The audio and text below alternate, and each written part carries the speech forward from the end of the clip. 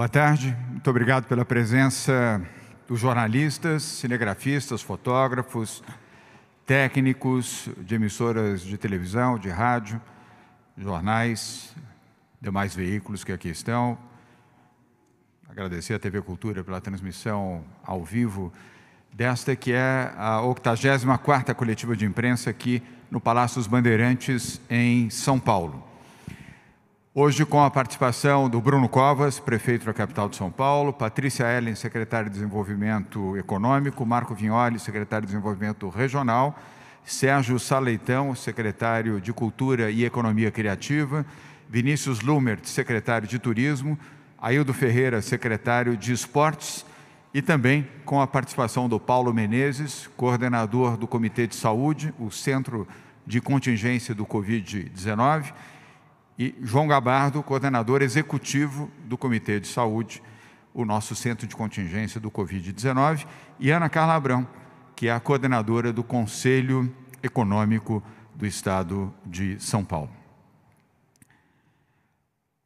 Nas mensagens, nós temos duas mensagens nesta tarde. A primeira se refere ao Plano São Paulo, que será objeto de um anúncio importante daqui a pouco pelos secretários, pelo governo de São Paulo, seus secretários, e pelo prefeito da capital de São Paulo, Bruno Covas. Sobre o Plano São Paulo, recentemente eu disse aqui que a pandemia coloca todos nós na mesma tempestade, ainda que não no mesmo barco. Hoje temos a esperança de deixar para trás o mar revolto, mas estamos avançando em direção à retomada responsável. Por isso, antes de apresentar o mapa semanal do Plano São Paulo, quero fazer aqui uma homenagem especial aos médicos e cientistas do Comitê de Saúde do Estado de São Paulo.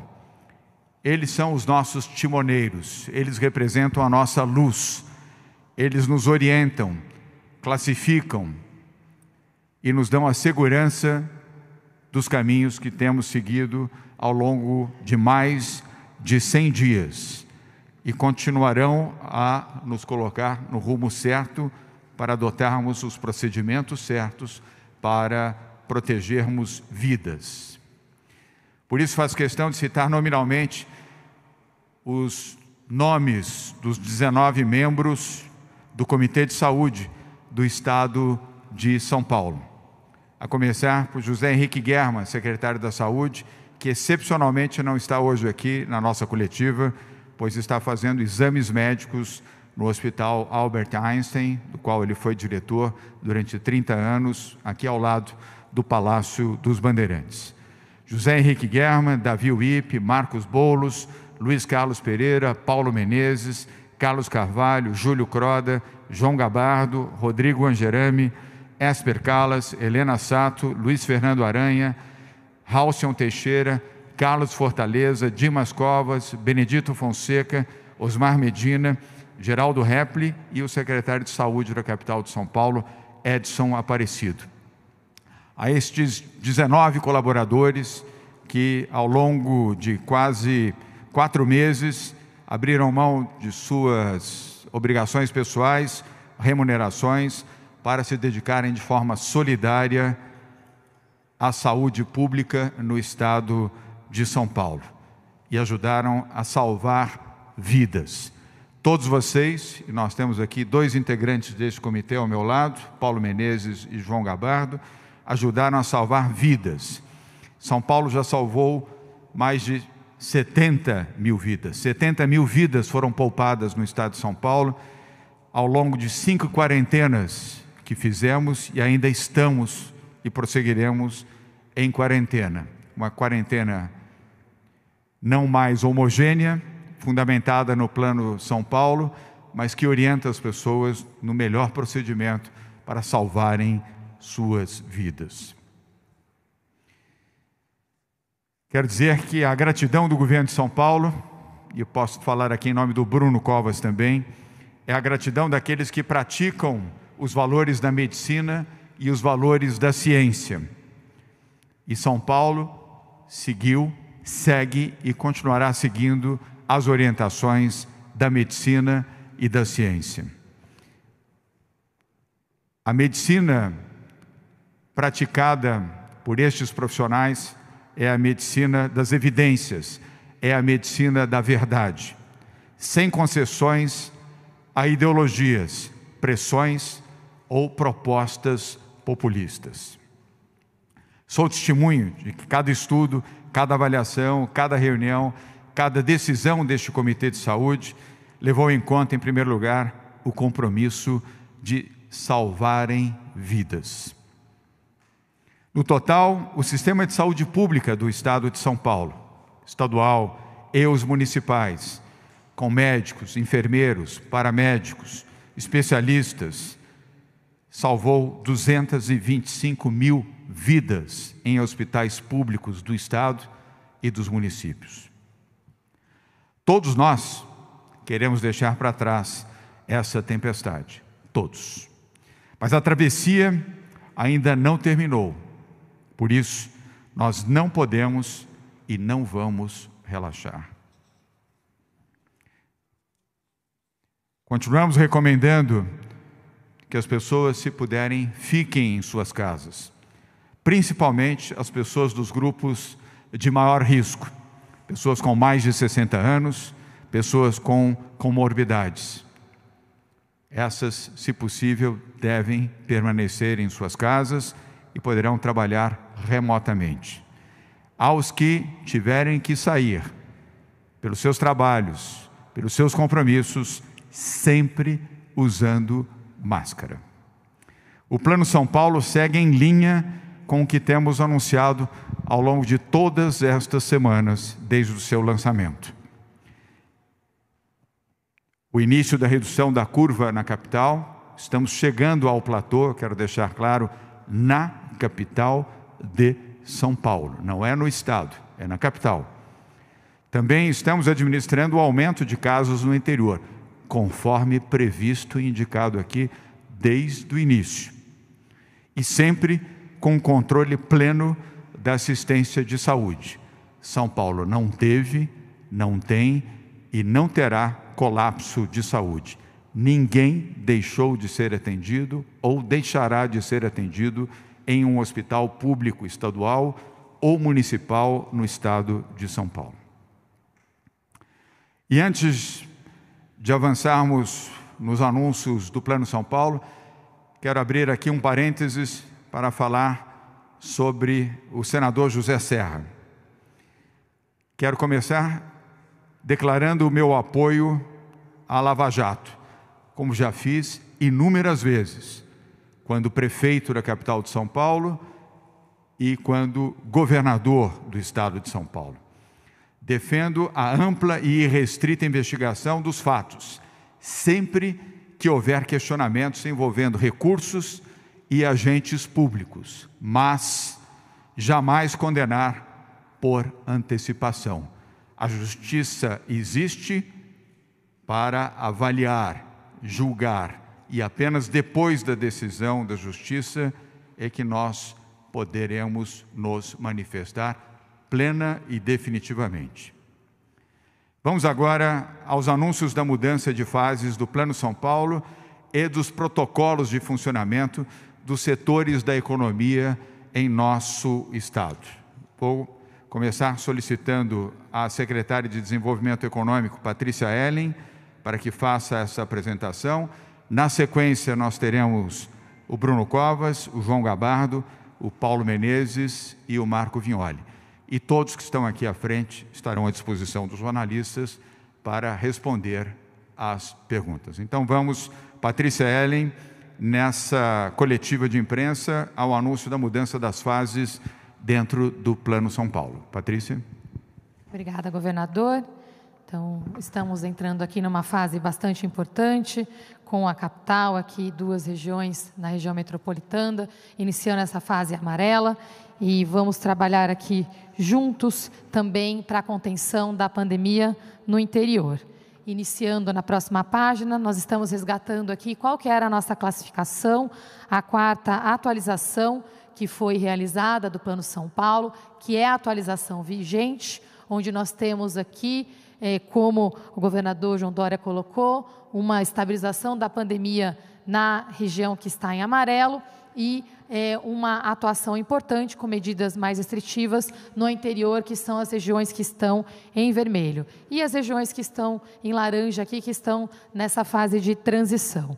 Na próxima página, nós temos a atualização dos indicadores hoje, lembrando que nós temos uma boa notícia nesse processo, que é os indicadores em geral registram uma tendência positiva.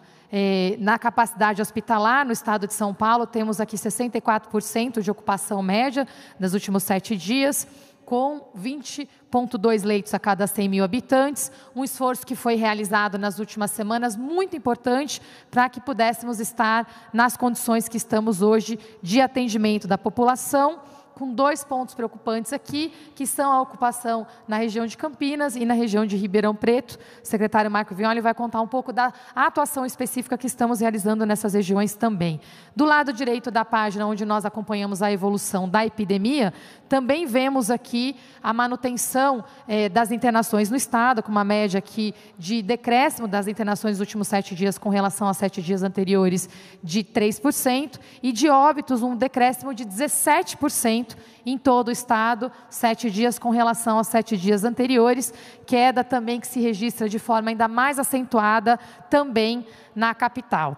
Lembrando que hoje, o Plano São Paulo, nós fazemos atualizações de classificação de regiões a cada 2 semanas.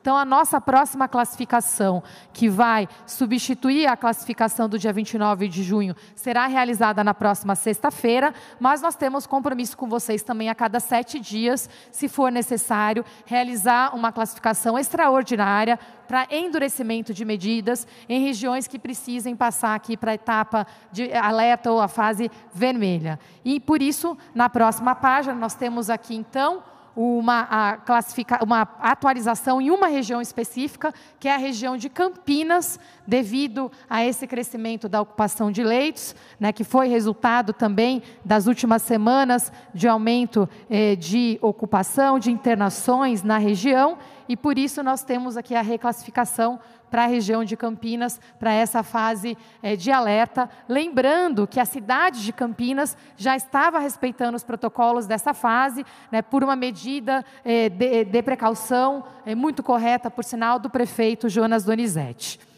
Então, essa é a atualização que temos para hoje com relação à classificação, mas nós temos também alguns anúncios importantes, dado que temos aqui municípios iniciando essa etapa da fase amarela. Então, nós temos atualizações importantes sobre alguns setores, né, que estavam em avaliação final pelo centro de contingência, sobre como vai ser o formato de funcionamento deles. Pode ir para a próxima página, por favor. Tanto agora, mais uma, por favor. Tanto agora na fase amarela como na fase verde. Antes de entrar nisso, eu queria fazer um resgate específico sobre a fase laranja, de um anúncio que foi feito ontem, com um esclarecimento importante. Na fase laranja, o permitido era funcionamento máximo de 4 horas diárias. Mas nós temos agora uma opcionalidade de funcionamento por 6 horas, por 4 dias na semana, desde que as organizações que se comprometam com esse regime se comprometam também com fechamento por 3 dias na semana. Então, são 4 dias funcionando 6 horas e 3 dias com o fechamento do funcionamento. Isso foi um pleito específico vindo dos prefeitos, através do Conselho Municipalista, que estará também atualizado no decreto a partir de hoje, para funcionamento a partir de segunda-feira. Na próxima página, nós temos aqui outra atualização importante com relação a restaurantes, bares e similares.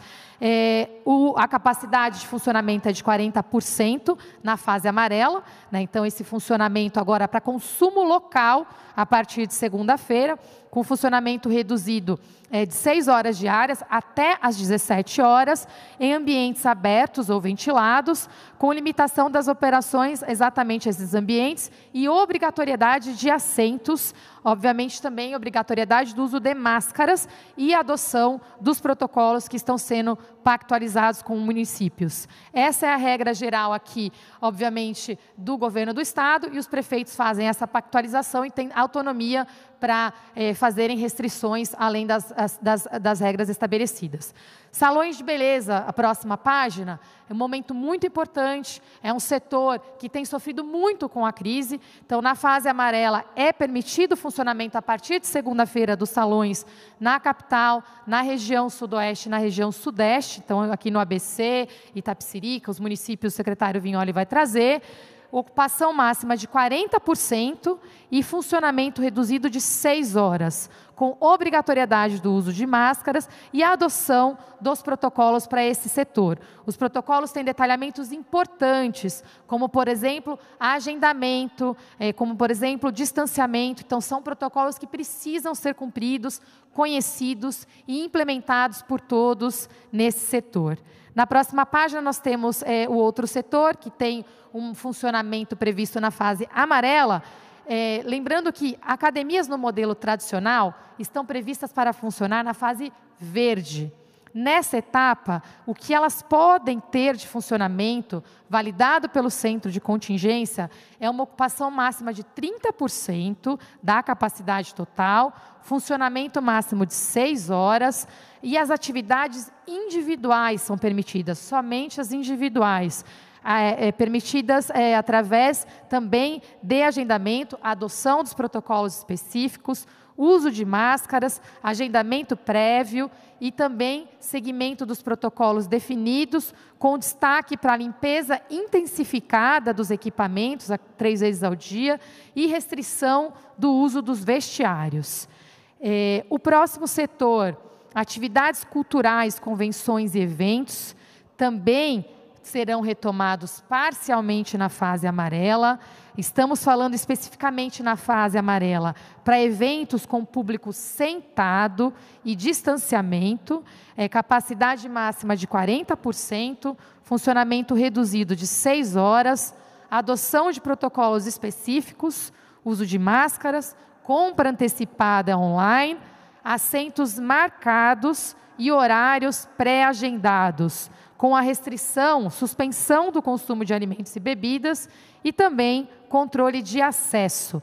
Lembrando que para essa fase, para esse setor, o funcionamento está previsto depois que a região tiver uma estabilidade de 4 semanas nessa fase amarela. Eu já retorno a isso, nós temos um calendário aqui, então não é funcionamento imediato a partir de segunda-feira, tem essa previsibilidade das 4 semanas.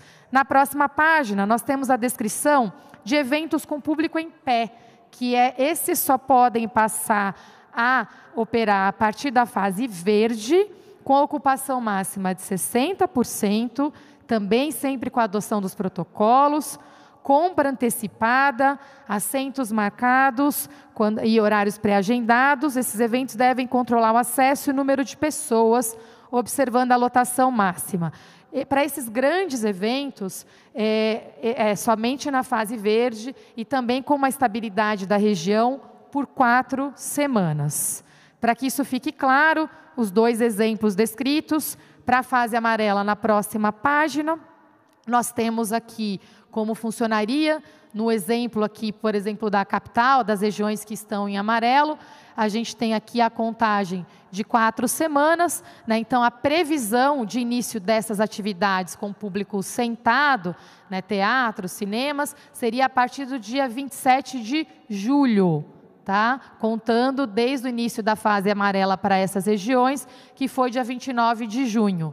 De novo, detalhamento, pactualização e efetiva liberação fica a critério dos prefeitos. Essa é a regra aqui geral do Estado. Na próxima página, nós temos aqui para os eventos em pé, na fase verde, de novo, atendendo o pedido de previsibilidade, mas com segurança e mantendo o olhar aqui da nossa quarentena heterogênea e uma retomada responsável.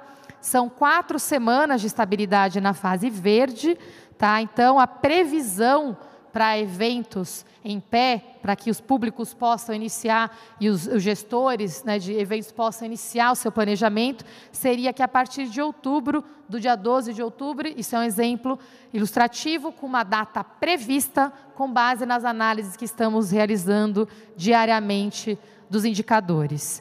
Eu sei que são muitos detalhes, que exigem de todos nós aqui uma colaboração e fazer um esforço ainda maior de solidariedade, acompanhamento, disciplina, né? E por isso, para finalizar na próxima página, eu queria lembrar duas coisas. Primeiro, que todos os protocolos estão registrados no site do Plano São Paulo, podem ser acessados por todos para que iniciem esse processo de preparação, né? 3 semanas parece muito, mas não é.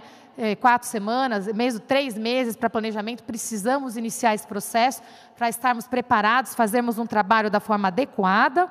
E mais importante, na última página, é que pessoas consideradas como grupo de risco estão excluídas de todas essas medidas e devem ser preservadas. A regra para elas continua sendo, em todos os casos, o isolamento.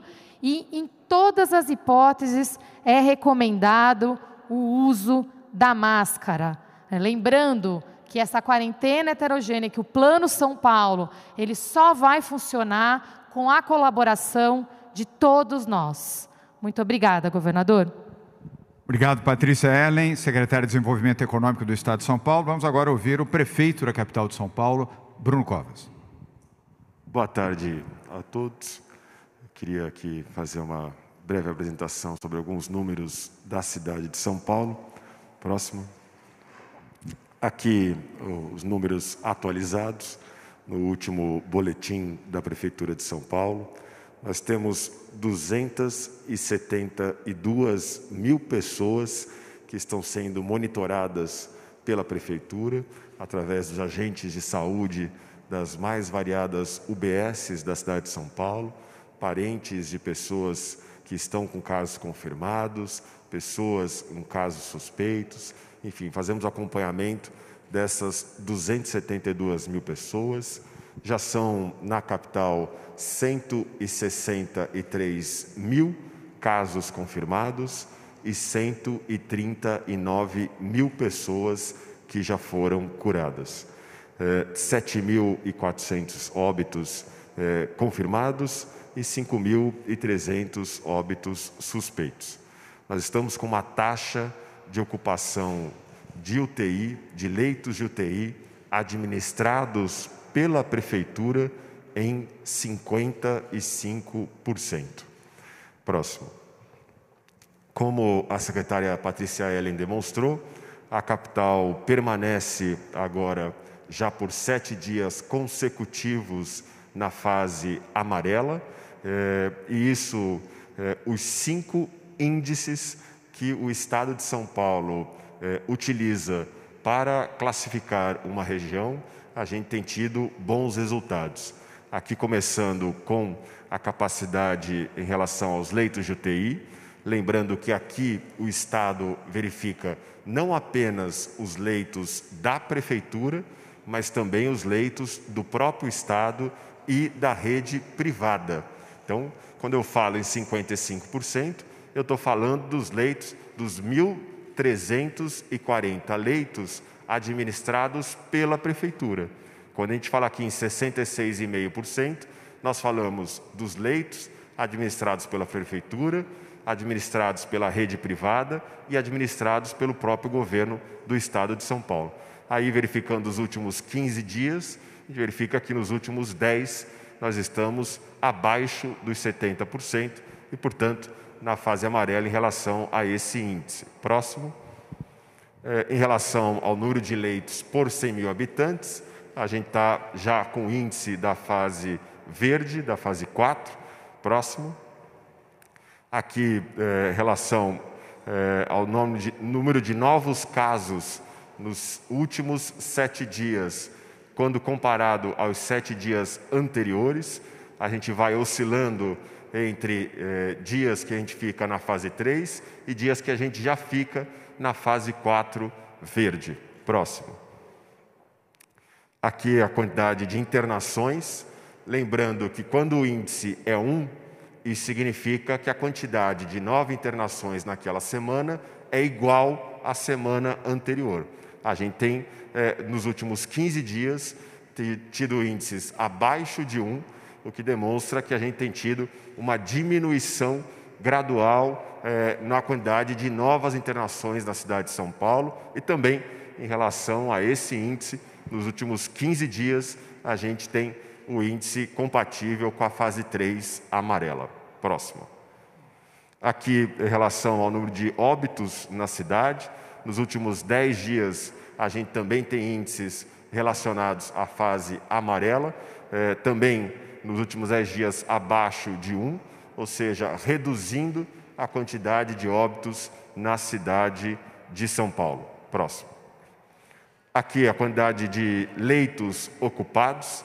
Quando a gente analisa os números, a gente verifica que durante praticamente todo o mês de junho, a gente teve mais de 700 pessoas internadas na cidade de São Paulo e agora a gente já começa julho com números abaixo de 700, já na fase de 650, que eram números observados no mês de maio.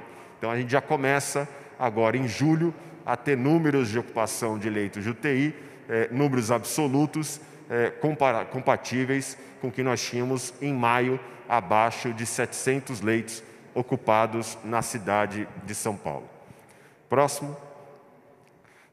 Como dito na semana passada, com 7 dias na fase amarela, amanhã, às 11 da manhã, a Prefeitura vai assinar os protocolos com os setores que podem reabrir na fase amarela, que são os setores de bares, restaurantes, academia, salões de beleza, barbearia, que poderão reabrir na cidade a partir de segunda-feira. Então, amanhã, na assinatura, nós teremos a versão final do protocolo e a versão final das regras que serão observadas por esses setores, dadas, é claro, as limitações já colocadas pelo Estado de São Paulo. A partir também de segunda-feira, os setores que já funcionavam na fase 2, na fase laranja, terão a sua atividade ampliada em 2 horas, de 4 para 6 horas, comércio de rua, shopping center, escritórios, imobiliárias, todos aqueles que já haviam sido reabertos vão poder também ampliar de 4 para 6 horas. E agora, a partir de hoje, a gente começa uma discussão interna com a vigilância sanitária do município, dada essa nova decisão do governo do Estado de São Paulo de poder, já na fase amarela, reabrir as academias e também retomar atividades culturais. E assim que a Prefeitura definir quando que isso será feito no município, nós comunicaremos a todos vocês. Muito obrigado. Obrigado, Bruno Covas. É o Plano São Paulo passo a passo, de forma segura, consciente, sem pressão, sabendo fazer aquilo que a medicina autoriza a fazer. Por isso que o Plano São Paulo hoje é uma referência respeitável no plano nacional. E sobre isso fala neste momento João Gabardo, coordenador executivo do Comitê de Saúde do Centro de Contingência do Covid-19. Gabardo. Boa tarde, governador. Boa tarde a todos que nos acompanham. Esses dados que são apresentados pelo prefeito estão na linha do que nós imaginávamos. Todos os dados, todos os indicadores, tanto de capacidade de atendimento, como os indicadores que falam sobre a transmissibilidade da doença, estão com números que apontam a cada semana uma redução. Isso nos dá segurança para que nós possamos dar continuidade ao Plano São Paulo, com essa responsabilidade, com a responsabilidade do monitoramento, com a precisão dos dados e podendo, naqueles locais onde os indicadores estiverem apontando para esta situação, poder avançar nos processos de flexibilização. E nos locais onde os indicadores apontam para um aumento da transmissibilidade ou qualquer risco no atendimento hospitalar, as medidas que devem ser tomadas, as medidas restritivas que devem ser tomadas.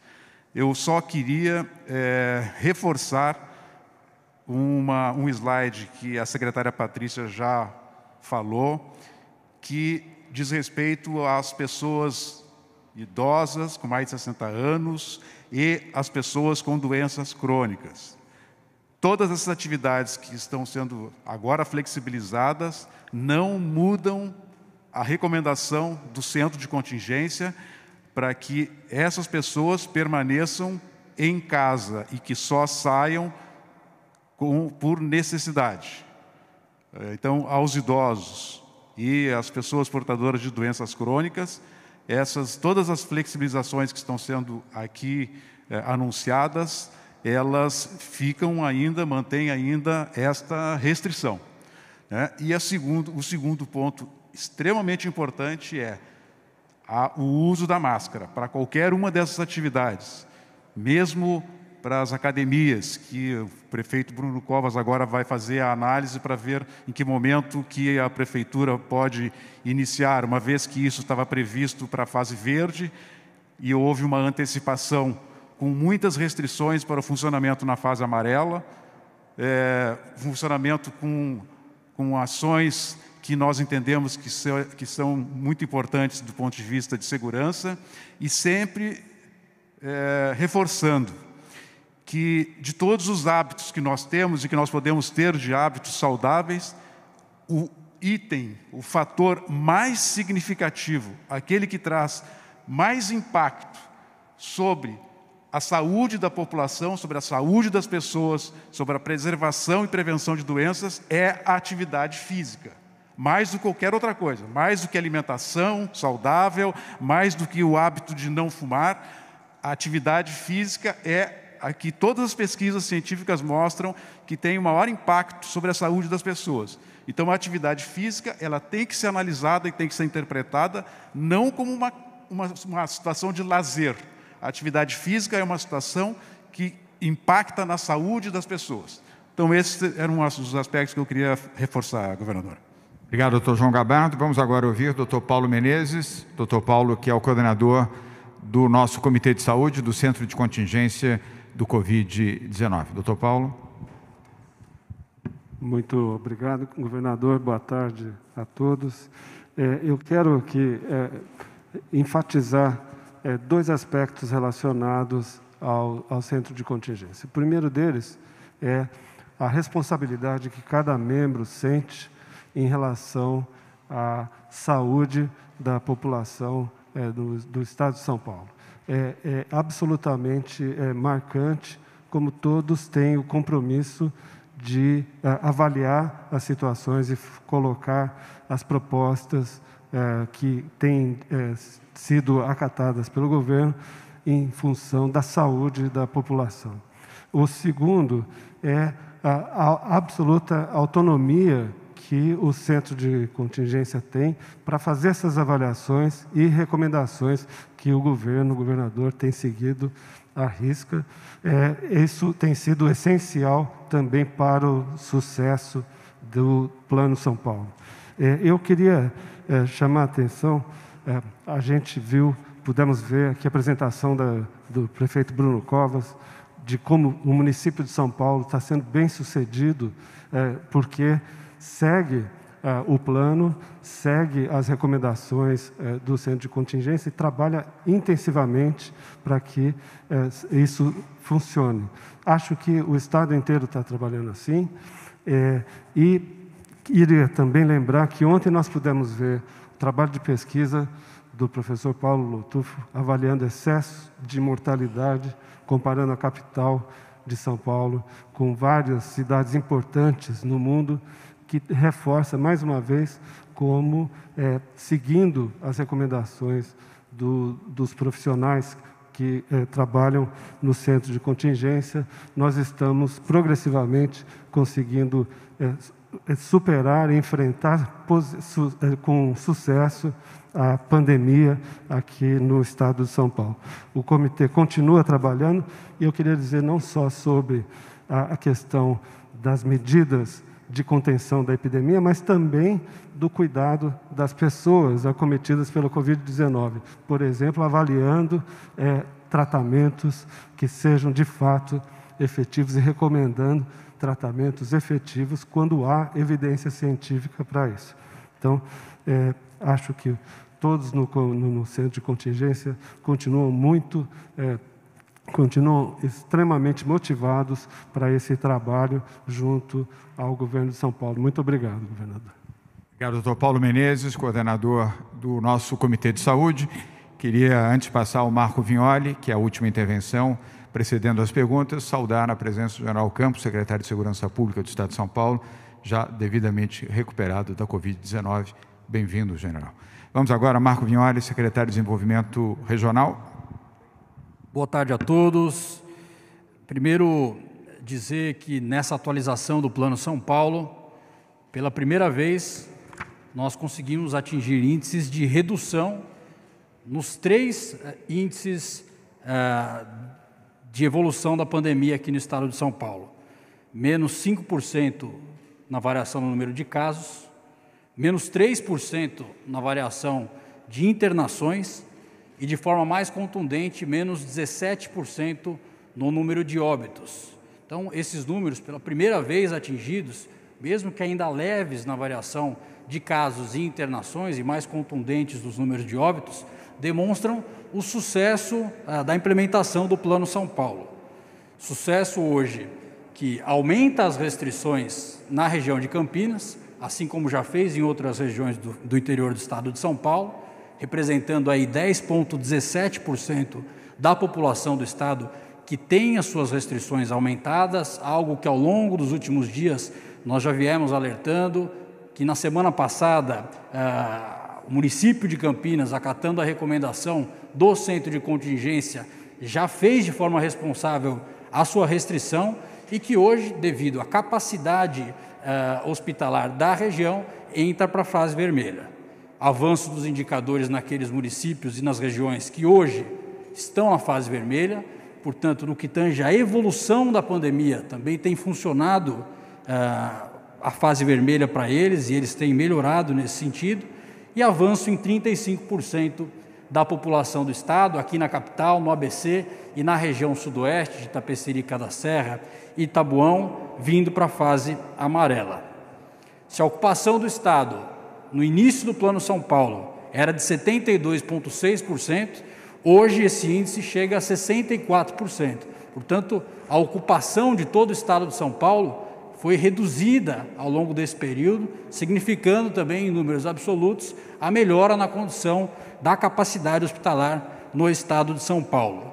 Nós saímos de 15,4 leitos por 100 mil habitantes na média do estado e viemos para 20,2 leitos por 100 mil habitantes para a média hoje.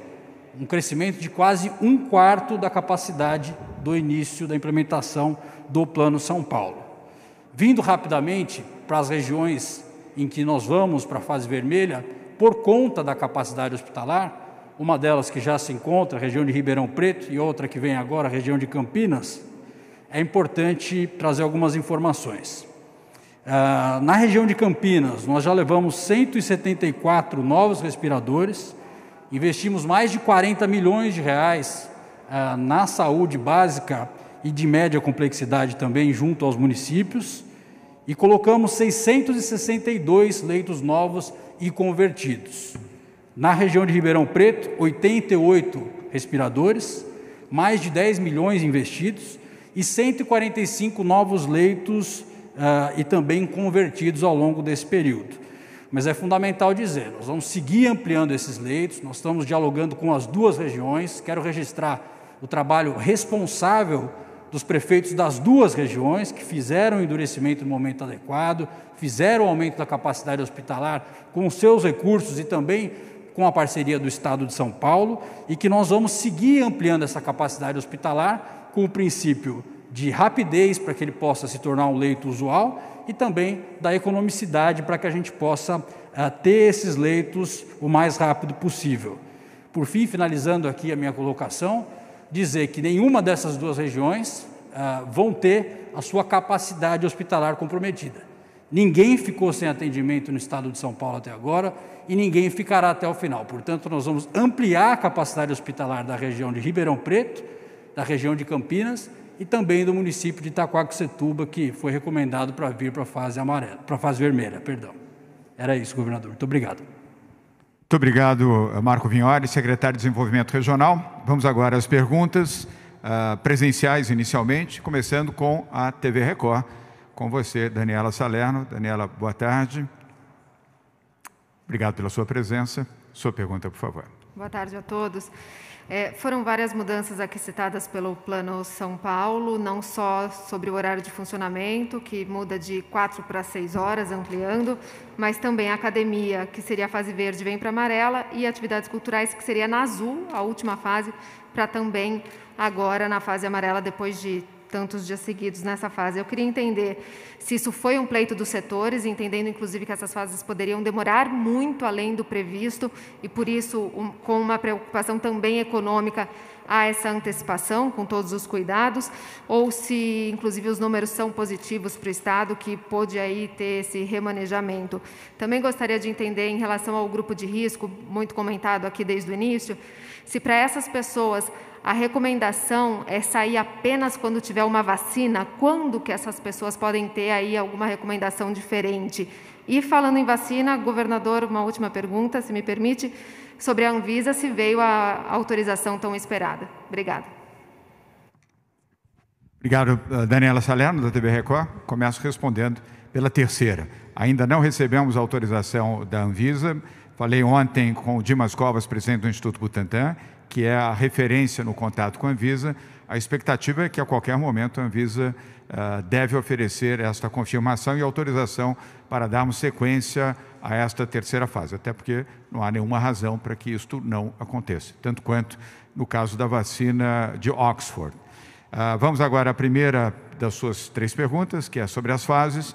Esta pergunta será respondida pela Patrícia Ellen. Patrícia. Muito obrigada, Daniela. O que nós fizemos foi exatamente especificar melhor o que pode funcionar em cada etapa. Lembrando que atualizações de planos de gestão da pandemia são realizadas no mundo inteiro. Foi assim em Nova York, está sendo feito em vários estados aqui, os países estão aqui fazendo atualizações. O que nós estamos fazendo é minimizando essas atualizações para o estritamente necessário para garantir uma previsibilidade para todos os setores. Vocês viram, diariamente a gente tem notícias, abriu, fechou, muda e dificulta muito o planejamento. A gente está falando de países muito desenvolvidos. O que nós estamos fazendo aqui é fazer ajustes quando necessário, mas minimizar para garantir essa estabilidade e previsibilidade. No caso de eventos especificamente, eu gostaria de lembrar que eventos sem controle de acesso com grandes aglomerações continuam permitidos somente na fase azul. O que nós fizemos, e sim o diálogo extenso entre os setores e o centro de contingência, foi ver quais são novos modelos de funcionamento que permitem o funcionamento em outras etapas, com controles adequados para a saúde, mas também garantindo o mínimo funcionamento também necessário da economia para setores que estão sofrendo tanto. E com isso, na fase amarela ficou delimitado o ponto do lugar, assento marcado, com distanciamento. É importante lembrar essa diferenciação, como já acontece hoje, se a gente for pensar em escritórios, Então, é um modelo que tem que ser seguro, com compras online, sem consumo no local e essa demarcação. Na fase verde, são eventos em pé, mas também com controle de acesso e que o distanciamento seja mantido e respeitado. Então, são modelos que são permitidos na fase em que a região se encontrar. E lembrando novamente que eventos e grandes aglomerações sem controle de acesso se mantêm somente na fase azul. Muito obrigada. Obrigado, Patrícia Ellen. Vamos agora à terceira pergunta da jornalista Daniela Salerno sobre a questão dos grupos de risco. Responde João Gabardo e, se necessário, com comentários de Paulo Menezes. A recomendação para os grupos de risco continuam valendo. Pessoas com mais de 60 anos, pessoas com doenças crônicas, elas devem permanecer em casa. A dúvida e a pergunta de forma mais objetiva é: até quando? Bom, essas pessoas, elas deverão permanecer provavelmente até que nós tenhamos vacina. Enquanto não tiver vacina, elas poderão sair com todos os cuidados que são necessários para aquelas atividades em que for muito importante a sua saída da residência, como, por exemplo, buscar seu atendimento médico.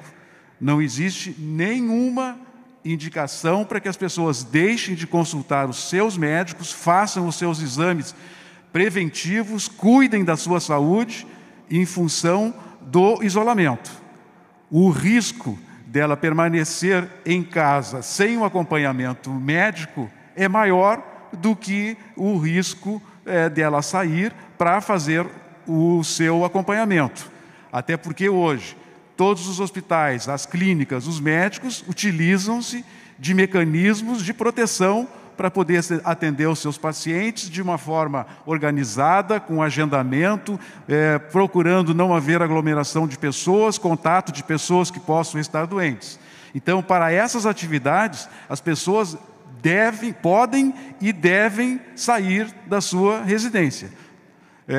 As demais situações em que não há esta necessidade, a recomendação continua de permanecer em casa, bem como a recomendação de evitar receber visitas de pessoas que estão circulando normalmente pela rua e que, pelo desempenho das suas atividades, e que possam trazer um risco maior de transmissão das doenças, desse vírus.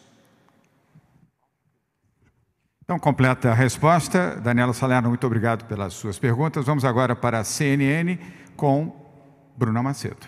Bruna, boa tarde. Sua pergunta, por favor. Boa tarde, governador. Boa tarde a todos. Eu queria saber com relação às regiões que estão na fase laranja. Com essa nova atualização, que eles vão poder funcionar aí durante 6 horas por dia, 4 dias na semana. Quem é que vai fiscalizar isso e quem é que vai determinar quais os dias esses comércios vão funcionar? É o próprio comerciante? Vai haver algum tipo de multa para quem não cumprir o fechamento nos demais dias? Eu vi também que tivemos atualizações sobre os números de casos e mortes na capital. Senti falta dos dados do Estado. Nós temos esses dados atualizados. Se não for pedir muito também, taxa de isolamento social na capital e no Estado. Nós temos atualizados. Muito obrigada. Bruno, obrigado. Bruno hoje também veio com uma bateria de perguntas, mas faz parte.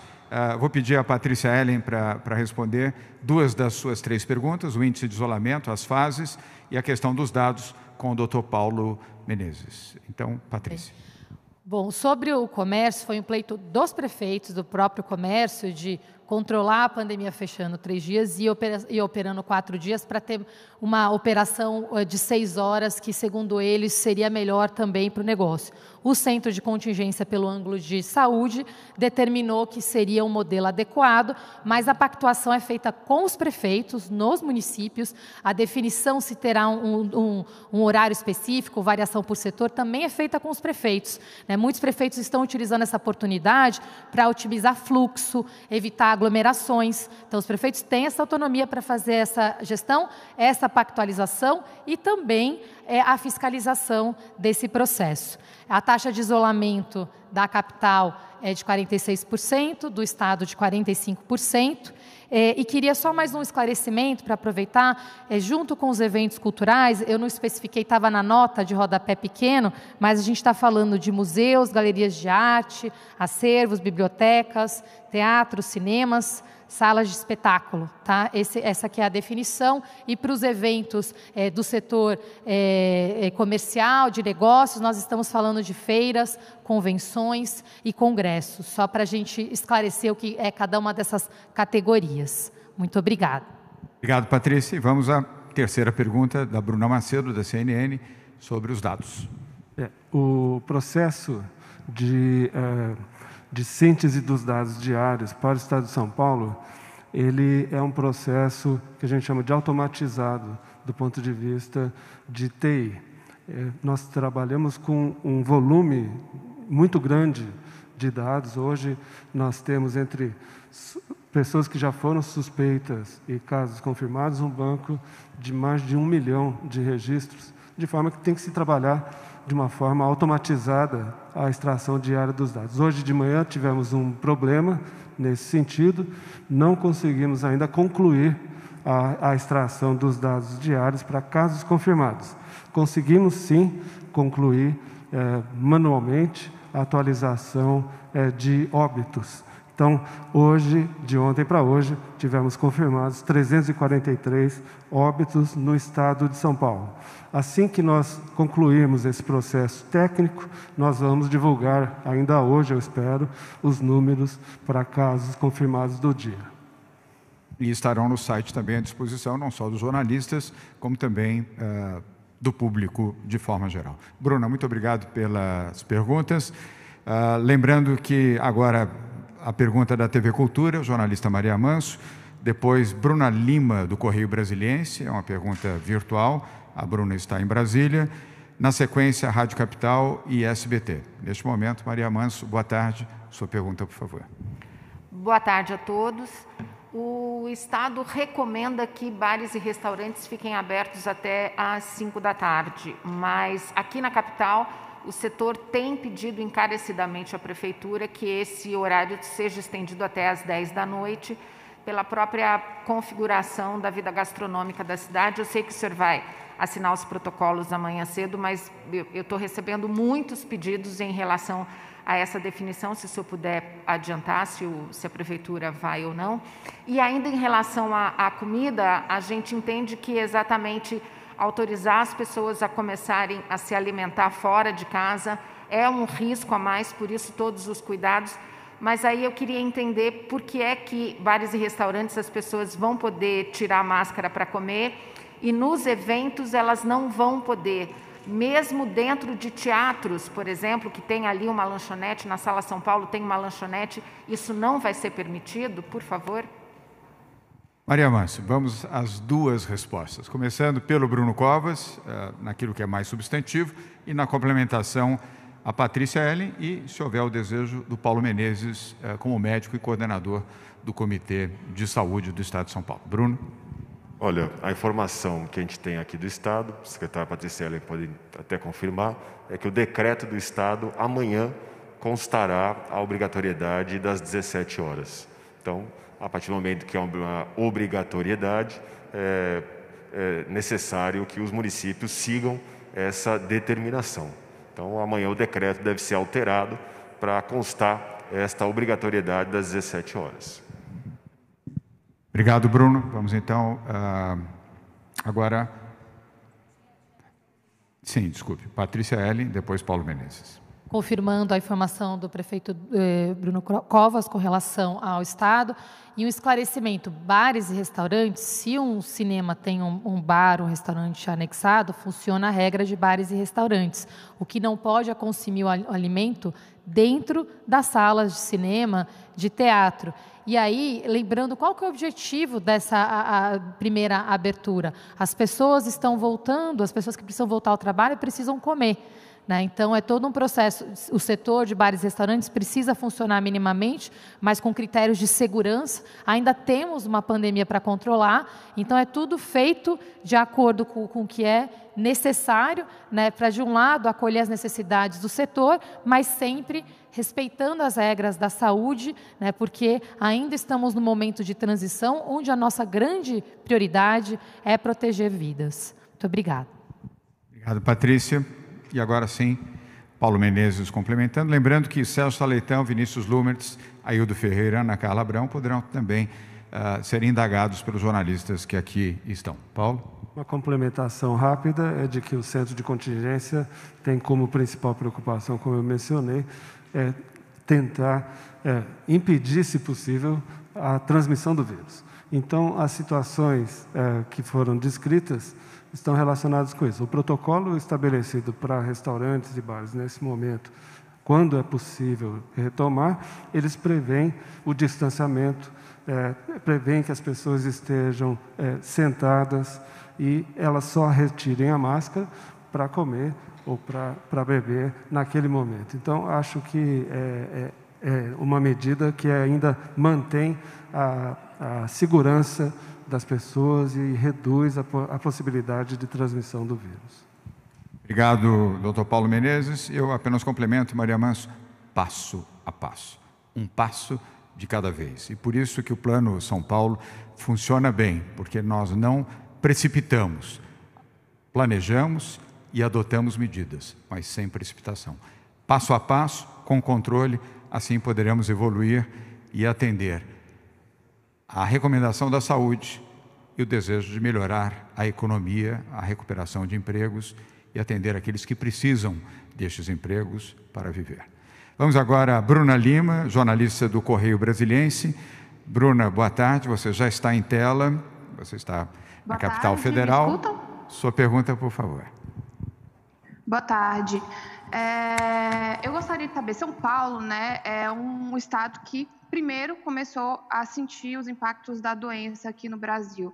E agora o Brasil está começando uma sinalização de interiorização, algo que São Paulo, há mais tempo, com o aumento de casos, de números de óbitos, já havia ocorrendo. Então, eu queria saber se São Paulo funciona como uma bússola aí para o que pode vir para o Brasil e o que é que o Estado tem para oferecer em relação à estratégia e a modelos que já passou e que podem ser replicados no Brasil, obviamente levando em consideração aí as diferenças epidemiológicas de cada estado. Bruna, eu começo a responder e depois peço ao coordenador executivo do Comitê de Saúde, João Gabardo, até pela sua experiência como secretário executivo do Ministério da Saúde, com uma visão nacional para complementar a resposta. Agradeço a sua pergunta, sem que tenhamos a pretensão de sermos bússola, mas, com muita humildade, colocamos a nossa resposta. Fomos, ao lado do Rio de Janeiro, o primeiro estado a decretar quarentena, fomos o primeiro estado do país a compor um comitê de saúde, integrado por infectologistas, epidemiologistas, cientistas, especialistas nos temas que são vinculados ao coronavírus. Estabelecemos no Plano São Paulo o primeiro plano completo e amplo para a visão heterogênea da epidemia no estado de São Paulo, um estado com dimensões de uma nação e população equivalente à Espanha ou à Itália, e temos tido bons resultados. Também devo ressaltar, Bruna, pela firmeza das nossas posições. Nós não adotamos aqui posições personalistas, populistas ou fundamentadas em pressões econômicas ou pressões políticas, mas seguindo a orientação da ciência. E fizemos o caminho certo. Estamos tendo bons resultados, temos a capacidade também de recuar sempre que necessário. Nós não somos donos da verdade, mesmo a ciência não é dona da verdade, ela segue a verdade, mas ela pode, evidentemente, revisar as suas posições, e esta postura de humildade, de saber ouvir os médicos, a medicina e agir com total transparência, fazem de São Paulo, sim, uma referência nacional. João Gabardo. Bruna, eu não diria que São Paulo funciona como uma bússola, mas se nós compararmos o gráfico da evolução da doença do Brasil com qualquer outro estado brasileiro, o estado que tem a maior semelhança da evolução da doença é o estado de São Paulo. Obviamente que isso se deve, em boa parte, ao fato da grande população concentrada no estado de São Paulo e o significado que isso tem do ponto de vista demográfico. Também é importante, porque São Paulo iniciou o processo, iniciou a epidemia, tivemos aqui o primeiro caso. São Paulo iniciou esse processo de dar um tratamento diferenciado de acordo com a situação epidemiológica de cada uma das regiões, o que também se espera que seja feito no nível federal, porque as recomendações não podem ser tratadas e dadas da mesma forma para situações tão diferentes como a gente tem hoje, quando se pega os estados da região norte, fundamentalmente o Amazonas, o Pará, e poder comparar isso com a região sul, com o Rio Grande do Sul, com Santa Catarina, ou até mesmo algum estado da região sudeste, como é o caso de Minas Gerais. São situações epidemiológicas totalmente diferentes. E o que se recomenda, o que é mais racional, o que é mais lógico, é que essas recomendações sejam compatíveis com a situação epidemiológica de cada um deles. Então, por isso, com certeza, o São Paulo, iniciando esse processo, deve refletir nos dados nacionais, nos dados brasileiros, de uma forma correta, esperada. É isso mesmo que deve acontecer. Obrigado, João Gabardo. E queria aproveitar também, Bruna, a sua boa pergunta para pedir uma intervenção da Ana Carla Abrão, economista, pela qual eu pessoalmente tenho um enorme respeito e que coordena o Conselho Econômico do Estado de São Paulo, composto por ela própria, pelo Pércio Arida, Eduardo Haddad e Alexandre Schwartzman, 4 grandes economistas que nos ajudaram também na elaboração do Plano São Paulo, ao lado do Comitê de Saúde, dos secretários do Governo de São Paulo e da nossa capacidade também de dialogar com todos os setores da sociedade civil, inclusive trabalhadores. Fizemos aqui reuniões com todos os líderes dos principais sindicatos e centrais sindicais do país, que estão sediados aqui em São Paulo, e com todos os setores da economia brasileira, com sede em São Paulo. Setor de serviços, comércio, indústria, tecnologia, ciência, agronegócio e o setor médico, para a tomada das nossas decisões. E a Ana Carla Abrão nos ajudou muito e compartilho, nesse momento, parte da nossa resposta com ela. Ana Carla? Muito obrigada, governador. Bom, Bruno, eu queria acrescentar aqui alguns pontos que eu acho que diferenciam de forma importante o Plano São Paulo e que, claro, podem servir aí de inspiração para as outras regiões do Brasil que estão enfrentando agora o que São Paulo enfrentou algumas semanas ou alguns meses atrás. Na verdade, estamos enfrentando, estamos administrando. Mas, basicamente, eu acho que existem algumas características do Plano São Paulo que são o planejamento, o gradualismo, a transparência, o foco em indicadores objetivos que podem ser monitorados, acompanhados pela sociedade como um todo e, claro, como o governador acabou de destacar, o diálogo com a sociedade, o diálogo com os prefeitos, a percepção de que a epidemia ela é heterogênea e deve ser tratada de forma heterogênea e, pelo nosso lado do Conselho Econômico, a compatibilização de uma preocupação ou de um olhar para a economia sempre compatibilizado com a prioridade que é a saúde, que é a proteção das vidas.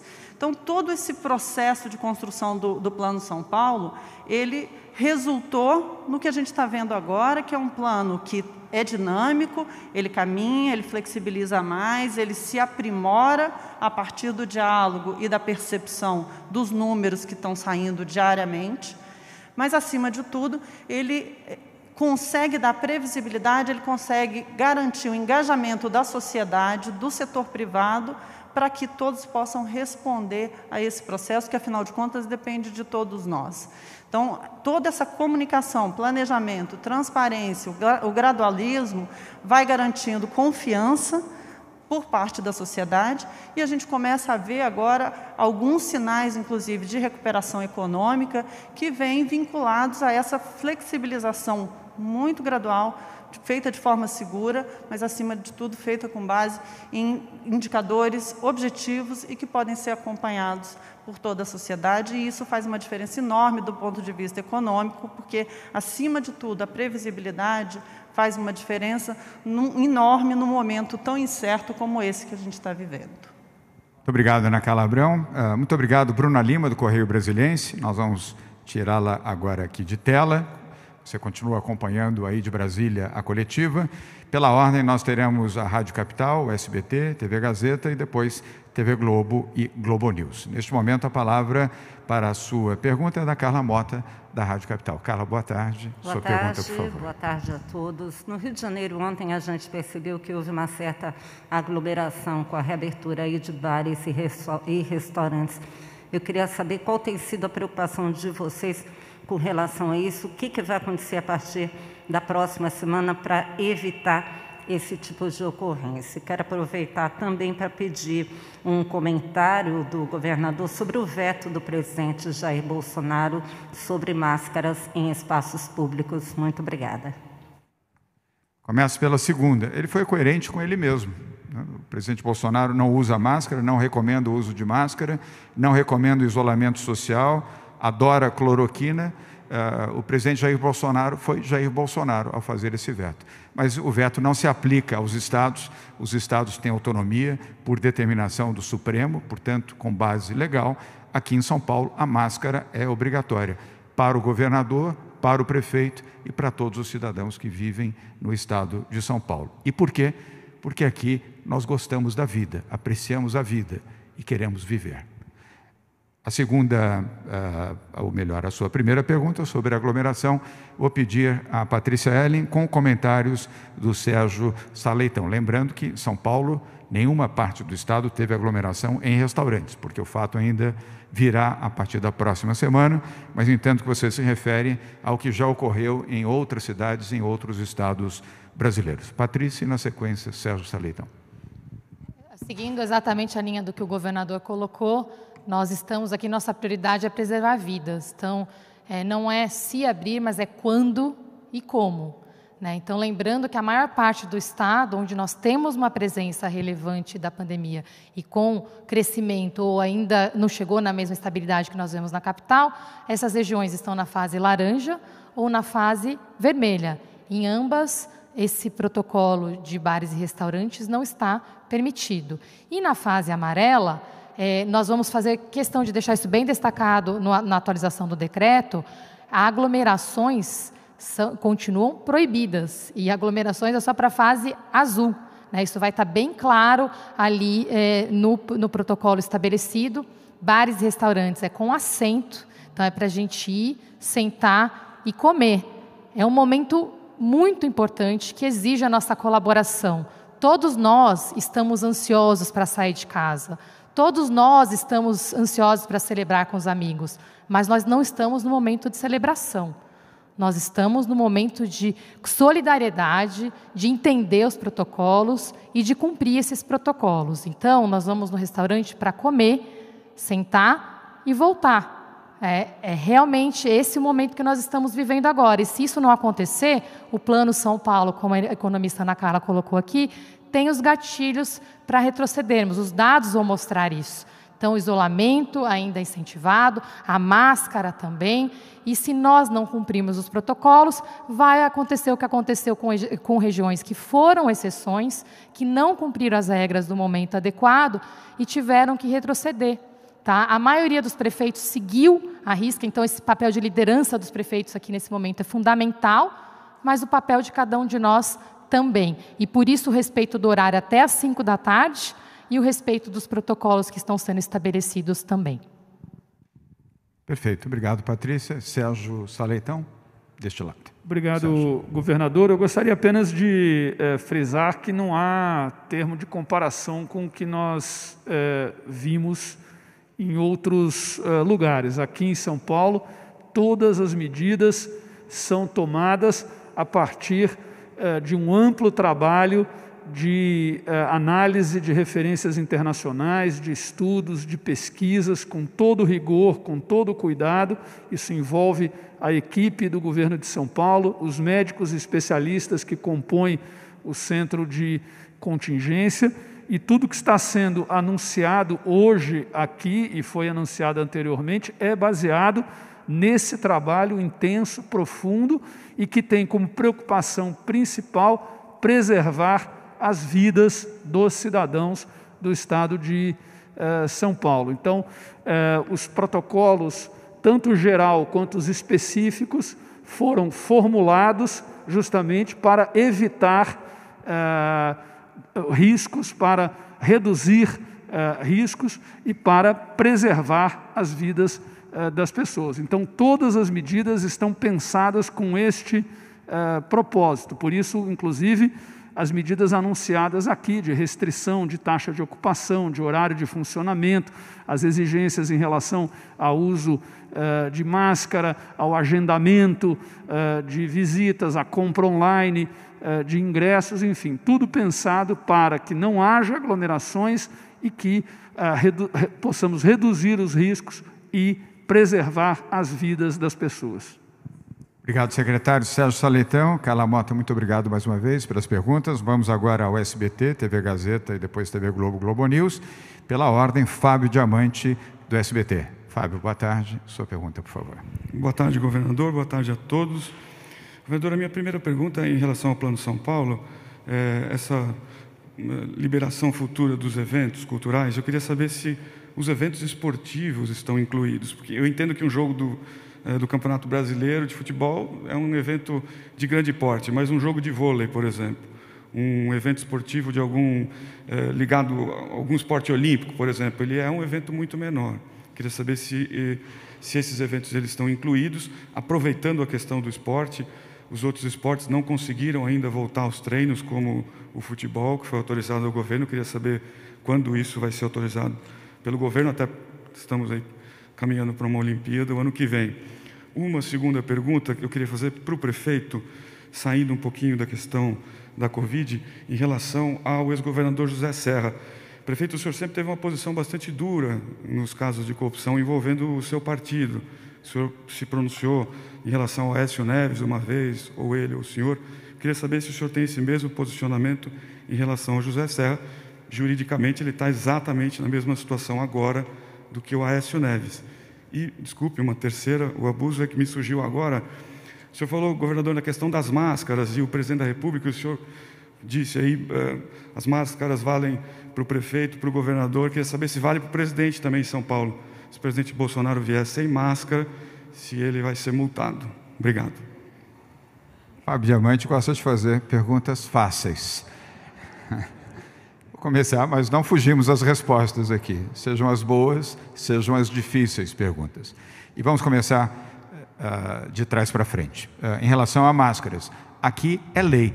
O presidente Jair Bolsonaro, se vier ao estado de São Paulo, deverá usar máscara como todos os demais brasileiros que ou vivem aqui ou frequentam São Paulo. E a lei em São Paulo vale para todos. Eu vou pedir ao Bruno Covas para responder a segunda pergunta, de trás para frente, e depois com o João Gabardo no tema do Plano São Paulo e atividades esportivas, com um comentário do Aildo Ferreira. Bruno. Não há nenhum áudio do senador José Serra pedir dinheiro para ninguém. Eu, pelo menos, não escutei. Então, são casos completamente distintos. Vale tanto para os dois a possibilidade deles terem a sua defesa apresentada, né? Para os dois casos, ao rigor da lei, se houver qualquer tipo de problema constatado, não é porque é companheiro de partido que vou passar a mão na cabeça de quem erra. Agora, o caso do senador, agora deputado Aécio Neves, é bem diferente, porque é um áudio dele que até agora não foi explicado, pedindo dinheiro para o dono da JBS. Obrigado, prefeito Bruno Covas. E vamos à primeira das três perguntas do Fábio Diamante, do SBT, que peço ao João Gabardo para responder sobre eventos esportivos, com um comentário do Aildo Ferreira, secretário de Esportes de São Paulo. Gabardo. Eu já estava devendo essa resposta para o Fábio. Ele fez essa pergunta na quarta e na quinta-feira. Eu prometi para ele que depois que falasse com o senhor, a gente iria passar a recomendação do centro de contingência em relação a treinamento. O treinamento, primeiro, ele não constou do decreto, então não houve nenhuma proibição de treinamento por decreto no Plano de São Paulo. O que houve foi uma iniciativa própria, correta, de preservação dos atletas, segurança dos atletas, de interromper os treinamentos. O centro de contingência entende, e por analogia ao que já foi deliberado em relação ao futebol, que independente da modalidade esportiva, todos os treinamentos individuais estão liberados. Não existe nenhuma contraindicação do centro de contingência para que os atletas possam dar continuidade aos seus treinamentos, mas na forma individual. Em qualquer atividade. O jogador de basquete pode fazer treinamento individual, o jogador de tênis pode fazer o treinamento individual, o remo, qualquer modalidade pode treinar individualmente. A pergunta, o uso da máscara nesse momento é obrigatório, é recomendado? Claro que num esporte de alto impacto, é impossível, o cara vai fazer um treinamento para corrida de 100 metros rasos, a performance dele vai ser prejudicada pelo uso da máscara. Então, nesses momentos do treinamento, a máscara pode ser dispensada. Fora esse momento, ele deve continuar usando a máscara como qualquer outra pessoa. A recomendação de evitar o uso de vestiários continua presente. Ele, se possível, ele deve chegar pronto para o treinamento, com a roupa que ele vai treinar, saindo dali diretamente para a sua residência, sem o uso do vestiário. Essas recomendações valem para qualquer uma das atividades esportivas. Em relação a eventos esportivos, eu deixo para o secretário fazer o seu comentário. Obrigado. Aildo Ferreira, secretário de Esportes do Estado de São Paulo. Obrigado, doutor João Gabardo. Aildo. Com relação a eventos esportivos, estão inclusos dentro daquele cronograma apresentado pela Patrícia Ellen, desde que a localidade cumpra as 4 semanas na fase amarela, ou seja, a partir de 27 de julho, havendo o enquadramento da localidade, é permitido e é possível o evento esportivo acontecer. Obrigado, Aildo. Bem, Fábio Diamante, muito obrigado pelas perguntas, pela sua presença aqui mais uma vez. Penúltima pergunta de hoje é da TV Gazeta, do jornalista Marcelo Bassédio. Marcelo, boa tarde mais uma vez. Sua pergunta, por favor. Boa tarde a todos. Na linha da volta do funcionamento das academias, caso haja a manutenção da cidade na fase amarela por 4... Perdão, a prefeitura que irá analisar isso, né? Foi detalhado a volta do funcionamento das academias, mas em relação aos parques, há também esse plano detalhado de reabertura dos parques à medida que essas academias podem voltar a funcionar com todas as limitações? E outra coisa, em diversos países, conforme outros setores voltavam a operar, os governos também davam informações sobre o limite de reuniões que poderiam ser realizadas entre pessoas, talvez um irmão visitar uma irmã, ou então visitar um pai. Há alguma recomendação do centro de contingência em relação à reunião de pequenos grupos de pessoas a essa altura, nesta fase em que, por exemplo, a capital se encontra, de um irmão poder visitar uma irmã, ou de poder visitar um parente, reunir pequenos grupos de 4, 5 pessoas, enfim. Muito obrigado. Obrigado, Marcelo. Eu começo a responder a segunda e a primeira passo ao prefeito Bruno Covas. Evidentemente, não há restrição para pequenos grupos, sobretudo familiares. Não houve, não há e nem haverá. Evidentemente, há sim a recomendação para uso de máscara e higienização das mãos com água corrente, sabão ou álcool em gel e os mesmos procedimentos na casa de um familiar em relação à própria higiene do ambiente domiciliar. Mas nenhuma restrição houve, há e nem haverá nesse sentido, como você colocou, para pequenos grupos, 4, 5, 6 pessoas que circunstancialmente estejam almoçando ou jantando. Ideal sempre é o cuidado no uso da máscara e higienização das mãos e, se possível, evitar sair. Mas não há a incompatibilidade num número tão pequeno e com esses cuidados. Bruno? A expectativa da Prefeitura é, na semana que vem, poder anunciar a data em que a gente deve reabrir os parques municipais. Desculpa, o Marcelo, complementando, me lembrou o João Gabardo, que a recomendação deve ser sempre muito cuidadosa em relação às pessoas com mais de 60 anos. Essas pessoas, sempre que puderem estar preservadas e em isolamento social, sobretudo as com comorbidades. Essas devem ser preservadas e até pela própria família. Eu tenho amigos cujos pais têm comorbidades, têm mais de 60 anos, e eles se falam virtualmente, se falam em vídeo, carinhosamente, afetivamente, mas não presencialmente. Vamos agora à última pergunta, é da Beth Pacheco, da TV Globo News.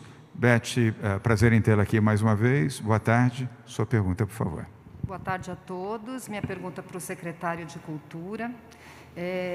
Queria saber que a gente tem um estudo, parece, da FGV, secretário, que mostra que o setor cultural ele só deve atingir o patamar aí de 2019 em 2022, que deve amargar prejuízo nesse ano e no próximo. Queria saber, a gente falou muito dos protocolos sanitários, que são pertinentes, fundamentais nesse momento, mas de protocolos financeiros. Por exemplo, a gente sabe que o Estado tem o PROAC, né, que é a lei de incentivo aí do ICMS, né, o desconto do ICMS para quem ajuda na cultura, mas parece que foi liberado só agora em junho, era para ser em abril. Tem o edital também que demora um pouco, então eu queria saber desses recursos imediatos, porque conversando com o setor, principalmente o pessoal de teatro, que precisa ter o material humano ali, e de eventos também, né, para que tudo aconteça, está sem dinheiro imediato agora. Então, eles acreditam que o teatro pode estar aberto, mas não vai estar nada acontecendo lá dentro. E só para completar a questão da lei do Aldir Blanc, que foi aprovada aí pelo governo federal, o Estado vai ter um recurso para administrar, mas também demora para chegar, né? A lei acho que nem foi regulamentada ainda. Então, de recurso imediato, secretário, o que pode se falar para o setor, por favor? Posso, governador? Bom, muito obrigado pela sua pergunta, Elizabeth Pacheco. Vamos lá. Nós, em primeiro lugar, anunciamos 4 segmentos da cultura e da economia criativa que já estavam autorizados a funcionar, com, claro, sempre o cumprimento dos protocolos, tanto o geral quanto os específicos, publicados no portal do Governo do Estado de São Paulo. Esses segmentos são projetos de drive-in, produção audiovisual, produção de espetáculos, isso inclui teatro, dança, circo, música e outros, estou me referindo à produção, né? E, claro, as agências e os escritórios de publicidade, design, arquitetura, moda, etc. E agora nós estamos anunciando que novos segmentos da cultura e da economia criativa foram enquadrados pelo centro de contingência na fase amarela, e esta decisão, como disse a secretária Patrícia Ellen, inclui museus, galerias, acervos, centros culturais e bibliotecas, cinemas, teatros e salas de espetáculos e eventos culturais de entretenimento, e claro também os de negócios, de turismo, etc., com público sentado e lugar marcado. Então, estamos avançando na retomada progressiva, responsável, cuidadosa das atividades culturais e criativas, ainda em meio à pandemia, no Estado de São Paulo. Desde o princípio da pandemia, o governo do Estado de São Paulo tomou uma série de medidas voltadas também para o setor cultural e criativo, justamente por entender, compreender, observar a importância econômica e social deste setor. É um setor que gera 3,9% do PIB do Estado, 1,5 milhão de postos de trabalho e que tem uma influência positiva sobre outras áreas, como, por exemplo, a educação, o turismo, o desenvolvimento econômico e a própria saúde. Eu mencionaria entre essas medidas que já foram tomadas a criação de uma linha de crédito de capital de giro para as empresas da economia criativa, também as do turismo, no âmbito da Desenvolve São Paulo.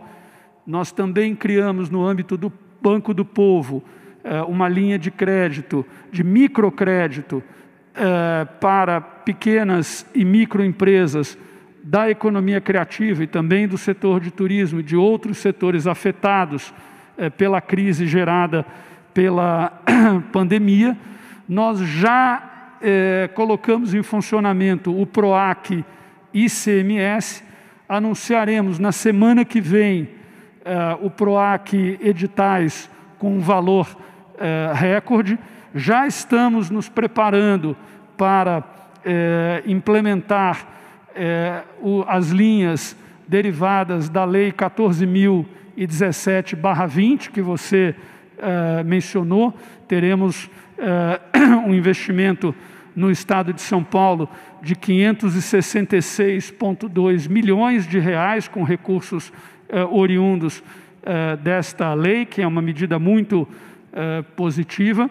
Nós também, enfim, vamos anunciar o programa Juntos pela Cultura, que é o nosso programa de ação municipalista em parceria com as prefeituras. Isso vai ser anunciado na semana que vem, e todas essas medidas com valor recorde. Nós já liberamos 8,7 milhões de reais para as segundas parcelas do PROAC 2019. O PROAC Editais ele acontece com um pagamento em 2 parcelas, a primeira liberada em 2019 e agora nós liberamos o pagamento das segundas parcelas. Criamos uma plataforma de conteúdo cultural online, uma plataforma de streaming e vídeo por demanda chamada Cultura em Casa, que em pouco mais de 2 meses já teve mais de 1 milhão de visualizações aos mais de 600 conteúdos lá disponibilizados e que também é uma forma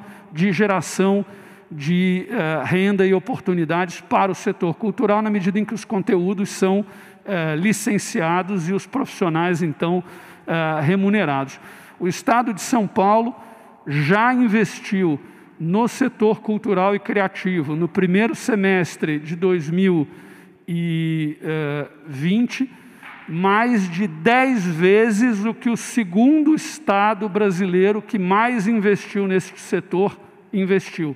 Enfim, não há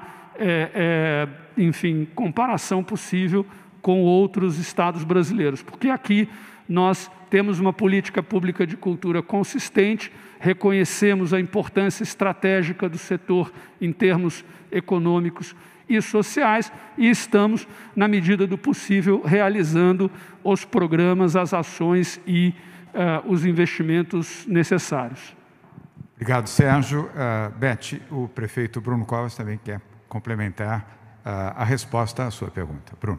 Só para acrescentar que aqui no município, por conta da pandemia, nós já antecipamos todas as linhas de fomento, todas as linhas para todas as linguagens culturais, inclusive fomentos estruturais com programas na periferia de São Paulo, e também já antecipamos o PROMAC, que é o PROAC estadual, que inclusive estava parado quando nós assumimos a prefeitura, e então o prefeito João Dória baixou o decreto regulamentando o PROMAC.